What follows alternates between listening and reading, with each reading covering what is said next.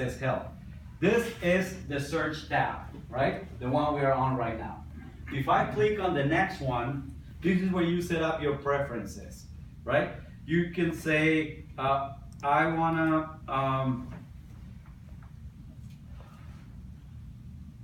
auto open property detail reports when I select the property, include on mass sale transactions, etc. And you say, I want, and usually I have it at 1,000, right? So maximum number of properties to view on my grid, 1,000. You cannot see more than 1,000 results.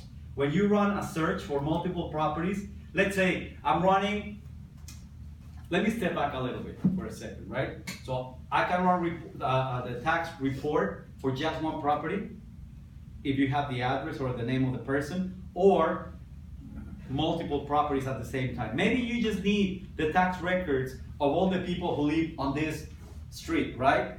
From this number to this number, or this entire block.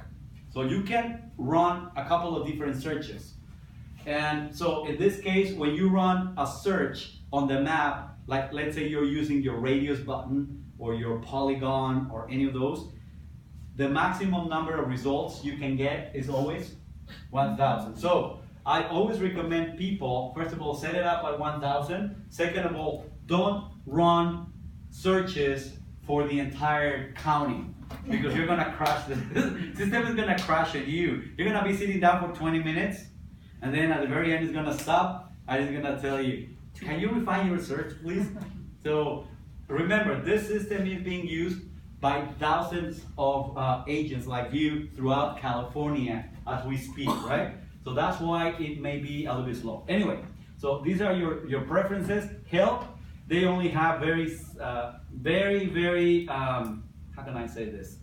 When you go to their tutorials and you go through the introduction, results, blah, blah, blah, they're super basic tabs, right? Like there's a video that lasts only like 30 seconds and they show you how to use this, right? Who can learn in 30 seconds? So anyway, that's why you're here today. Let's go back to the search tab, right? And let's set it up correctly. First of all, right at the top, it says Santa Clara County. Does it say Santa Clara for you? Yes. Okay, if it doesn't, you need to go to change region, right? You can select Santa Clara from all the counties, from all the 58 counties that we have. Or let's say I don't live in Santa Clara. I live in San Francisco, right? Pretending I belong to that MLS, and I hit apply. Now it reflects here San Francisco, right? This area. And it says here the last time they updated the records was on 7/21/2016, right? 17, I'm sorry, thank you.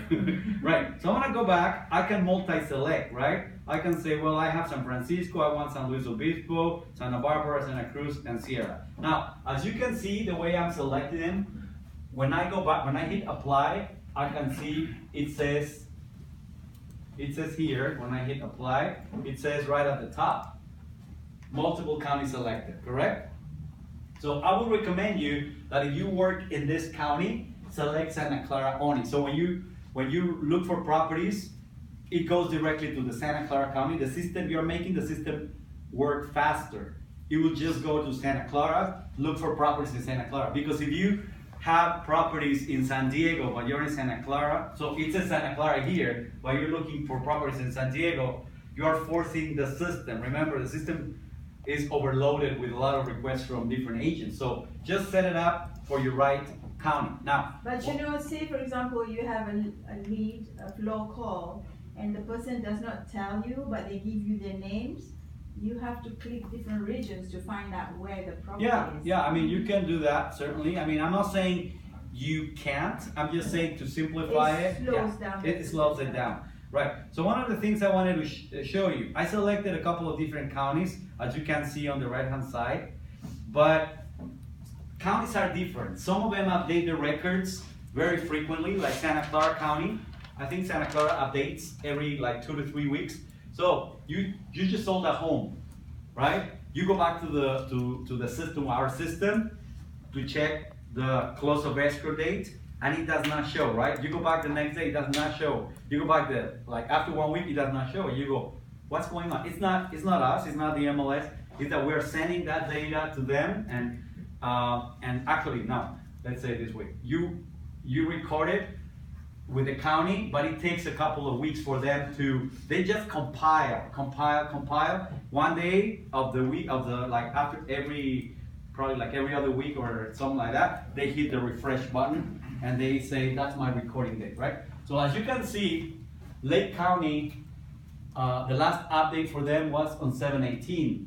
Marin County, 8/17. So for Lake County, it's been already like a month, right? They haven't updated their records. They are still compiling. Marin County, 8/17. San Francisco, 7/21. Which one is the latest? Sierra, 6/30. So it's been June, July, August, almost 3 months. That's why when people say, can I run a CMA using this system? Yes, you can. The problem is, if you're in a county like this, you're not gonna get reliable information because they have not updated their system in 3 months, 6 months, right? So just be careful with that. All right, let me take you back. I'm gonna delete the one that I don't need. I don't need Lake, I don't need Marine, I don't need San Francisco, I don't need San Luis Obispo, Santa Barbara, Santa Cruz. Well, basically I don't need any of them. I just need Santa Clara, right? So let's go back to Santa Clara. Okay, we already selected the right county, or the county we're in. And now, here, we have 2 choices to start your search. Quick search and my search. Which one are you gonna use? Quick search. It depends. If you're looking for only one property, just one, you have the address or the name of the owner, you use quick search, right? So let's say I know the address. So I'm gonna type in the address, right? And then I'm gonna click enter. So I enter the address. Remember, I pulled it from here. It's the same address that we have, right? On Latona Court. I think it's the same one. So all I did was I copied the address, I entered it, and then I hit search, right? So it's gonna give me the name of or I guess I got the first one. But so I click open the report. I mean, I see it right there. I can open the report like that, right?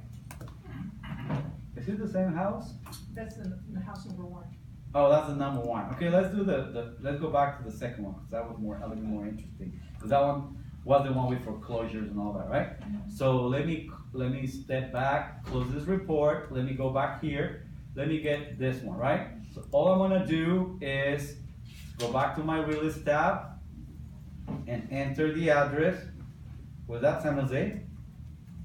I think it's San Jose. Yeah, 9501. Okay, so as you can see, this is the house that we were talking about, the one that had problems, right? But now, do you see the difference between the first time I showed you the report for this house, when I ran my search and I went to the end of the columns and I just clicked the TX, my report was very small, right? I wouldn't even see this. I didn't see a photo. I didn't see this information. This is a lot better for me because this is a quick summary, of course, right? So the house looks like that. It's a 4-bedroom house, 2 bathrooms, 2,000 square feet, built in 1980, 6,000 square feet. So yeah, that's exactly the house we saw. They are selling it for $898, and the last time they listed it was exactly in August, right? Now, one other thing that you will see, it says right at the top, active, right? It says active. There's a little icon right there, balloon or whatever you want to call it, that is green. It's telling you this property, regardless, I mean, it's on the MLS, right? This is the MLS indicator. Now, here's a couple of things. There's a couple of extra tabs right above. One of them says comps, right? I can click on comps and I can see what other properties like this I see around this house. So, in a few words, I just found 2 right now. Why do I only find 2? Because, well, if I want to find more comps, I can always come down right here. Go back and do this. Okay, see right at the bottom of this page, it says modify right here. Do you see that? Mm-hmm. Okay, click modify, click search. You'll modify your search. Then you're gonna get this pop-up, and this is where you enter your criteria for what type of comps you're looking for, right? So I'm looking, the maximum number of results I want to get is 20. I want to include only properties with images. Maybe that's why I didn't get enough, but let's just remove that, right? Include value projected by square feet, include blah, blah, blah. So what I'm saying here is I want to find comps with at least 3 bedrooms and at least 2 bathrooms, which is correct. And then at the bottom, you say, I want to include properties that sold during this period, or you can say, for the last month, like 1 month back, or 2 months back, or 3 months back, right? Save and submit, we might get a few more. Well, you're gonna need to play around with it, right? But one of the things that you see there is here. Well, I came up with a few more, right? So, all these properties were sold. These are comps that I just found around this property that were sold during the last 60 days, right? They recorded with the county during the last 60 days, and you can see their sale price right here. I would probably use the very first one because it's $1.3 million versus the other ones, right? So I might probably need to remove it, like deselect it, before I run my comp analysis. You see this generate my comps report. So one of the things before I generate my comp report, we had a class this morning on RPR, and I showed everybody how to create a CMA, right? And so I usually prefer to use matrix for CMAs. Then my second choice is RPR. This is my last choice. I don't really like this because, like I said, the county updates every so many weeks, so the information might not be very reliable. But anyway, one of the things right here, what is that telling you? I think it's a quick view of what the area looks like as far as pricing. The highs are in their 890s, lows 650, and median 857. So that is telling you that, well, that's based on the comps that we got right here, right?